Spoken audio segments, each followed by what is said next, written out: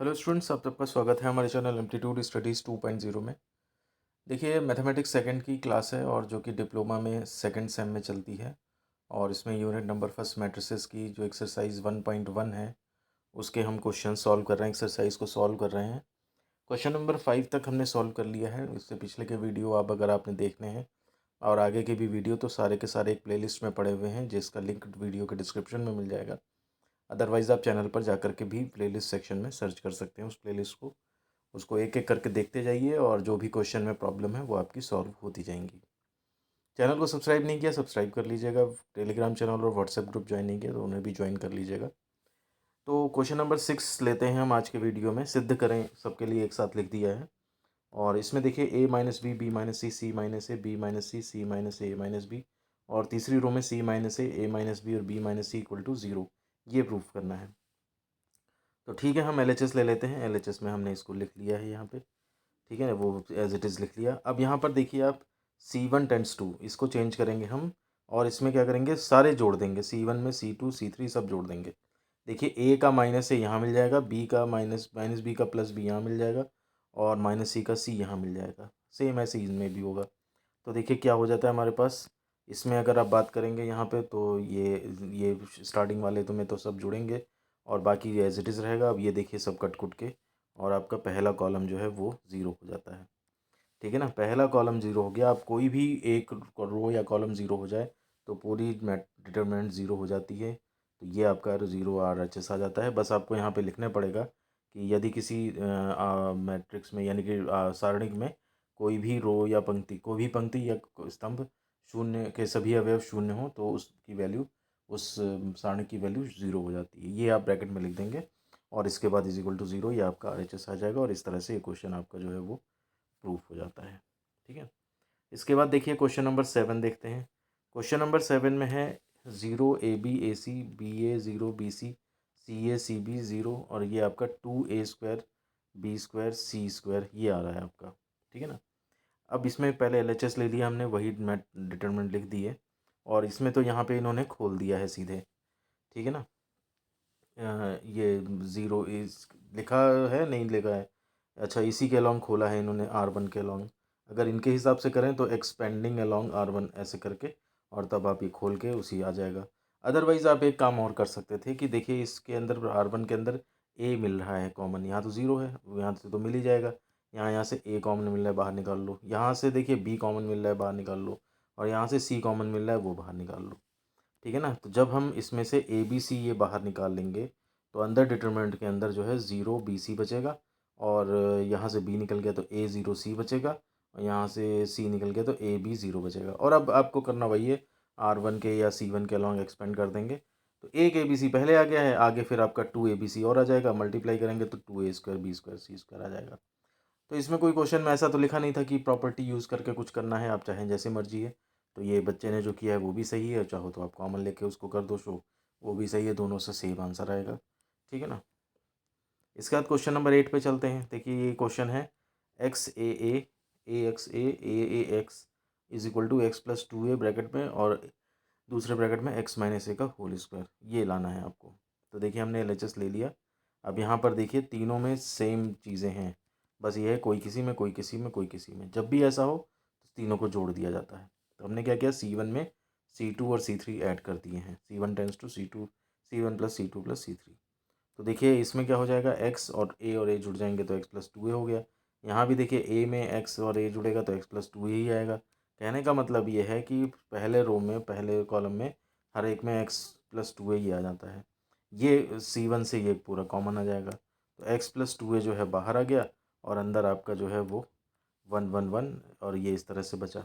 अब देखिए जब 1 1 है तो अब इसको आप ये 0 0 बना सकते हो यहाँ पे। कैसे, तो R2 में से R1 घटा लो और R3 में से R1 घटा लो। ये मैंने बताया ही है कि दो को चेंज करो तो उनमें से तीसरा ही घटाओ बार बार। ठीक है ना।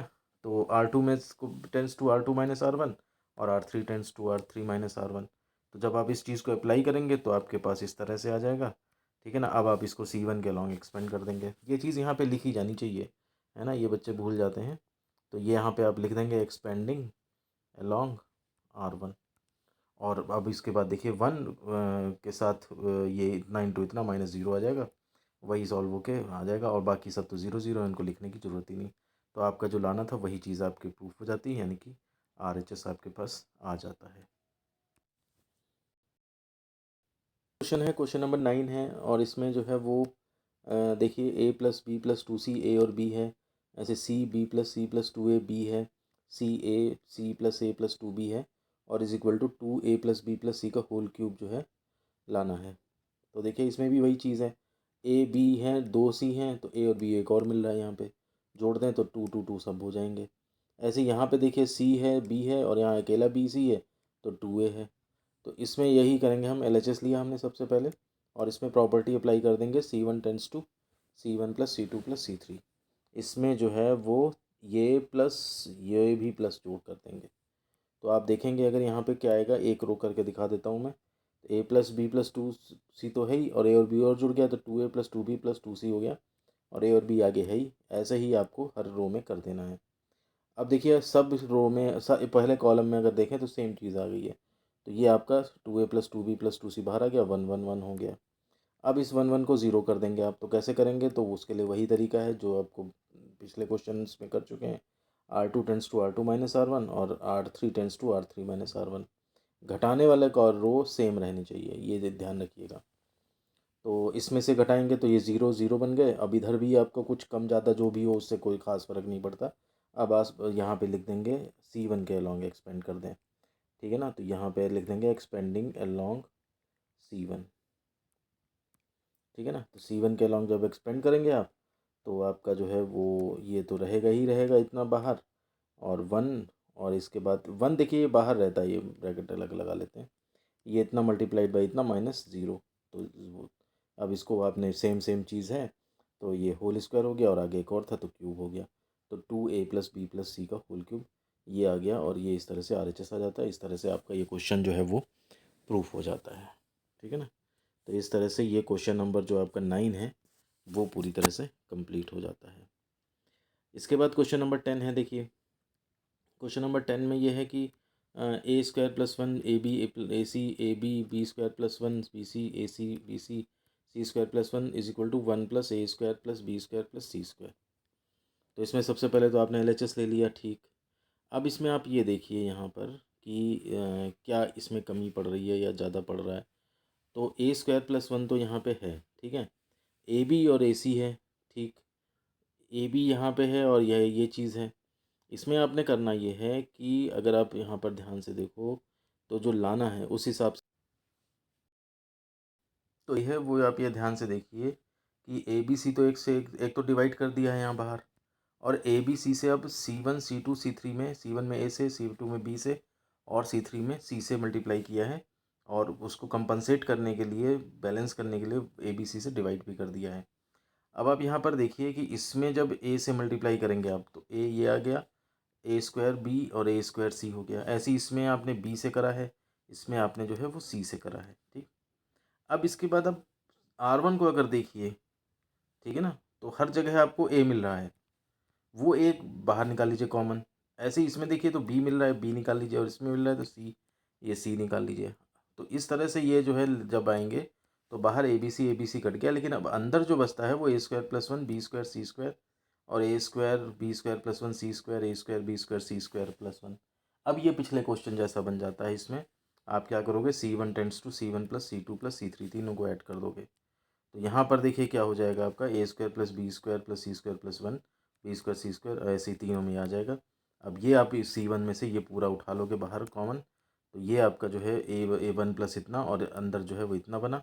अब इसमें फिर वही तरीका है कि यहाँ पे ज़ीरो बनाने के लिए R2 tends to R2 minus R1 and R3 tends to R3 minus R1 कर दोगे, ठीक है ना। तो ये आपका जो है ज़ीरो ज़ीरो आ जाएंगे दोनों, और बाकी जो है वो ये आपके बचेंगे।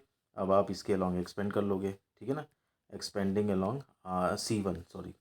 तो C1 के अलॉन्ग जब एक्सपेंड करोगे तो उस केस में जो है वो 1 × 1 × बस 1 ही आ जाएगा, बस इतना जो है बाहर का यही चीज़ बचेगा, और यही आपका RHS बन जाता है। और इस तरह से ये क्वेश्चन नंबर 10 जो है वो हमारा प्रूफ हो जाता है, ठीक है ना। तो इस तरह से इस वीडियो में हमने क्वेश्चन नंबर 10 तक सॉल्व कर लिए हैं। अब इसके आगे के क्वेश्चंस जो हैं 11 से लेकर के वो हम नेक्स्ट वीडियो में सॉल्व करेंगे। तो वीडियो पसंद है लाइक करें, दोस्तों में शेयर करें, चैनल पर पहली बार है सब्सक्राइब ज़रूर कर लें। मिलते हैं आपसे ऐसे किसी नेक्स्ट वीडियो में। धन्यवाद।